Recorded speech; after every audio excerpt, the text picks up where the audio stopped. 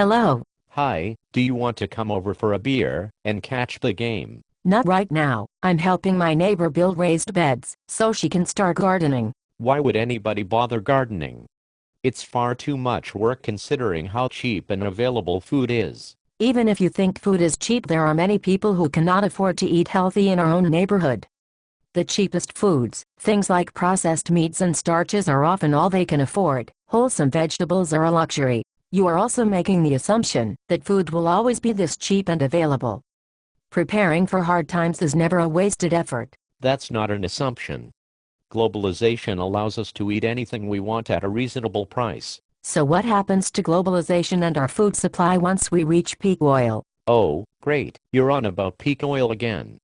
Name one credible source who claims peak oil is going to happen anytime soon. How about the US military? Are they credible enough for you?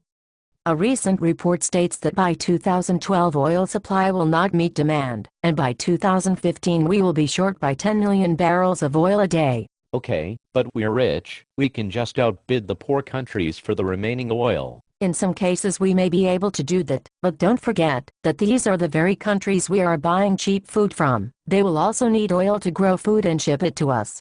Did you know that the majority of oil produced comes from state-owned oil companies? Once we have real oil shortages, countries will renege on trade deals to ensure their own people do not suffer. The market will become very chaotic. Some countries will also ration or allocate oil to the production of domestically consumed crops to the detriment of the export market. Our food supply will be endangered, and prices are sure to go up a great deal. Great, so if you think we are all doomed, how much good do you think this one little garden will do? For this one person, the garden will make a great deal of difference in their health and quality of life. But it's not just about this one garden, it's about building hundreds or thousands of gardens in each community. It's about building the capacity within our cities to grow a significant portion of our own food.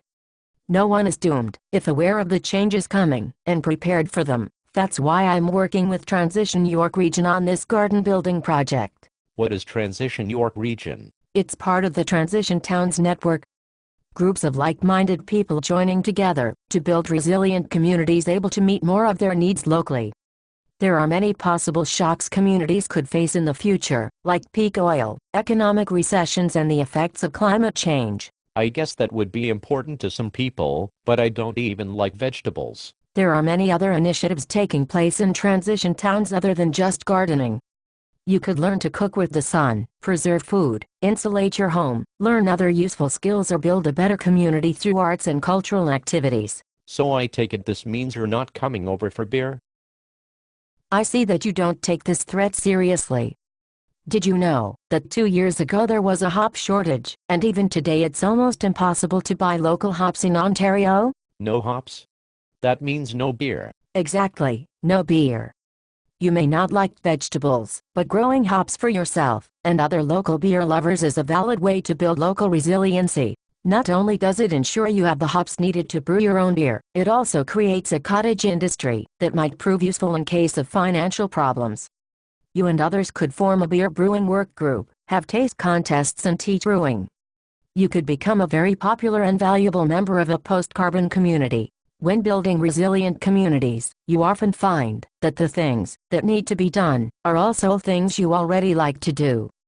That might be cool. I could have a brewery in my garage, like in the Drew Carey Show. When I'm finished here, I'll come over and have that beer. I'll even bring you a book on brewing and send you some websites for buying hop plants. Thanks. Send me the link for the Transition Town site too. See you later.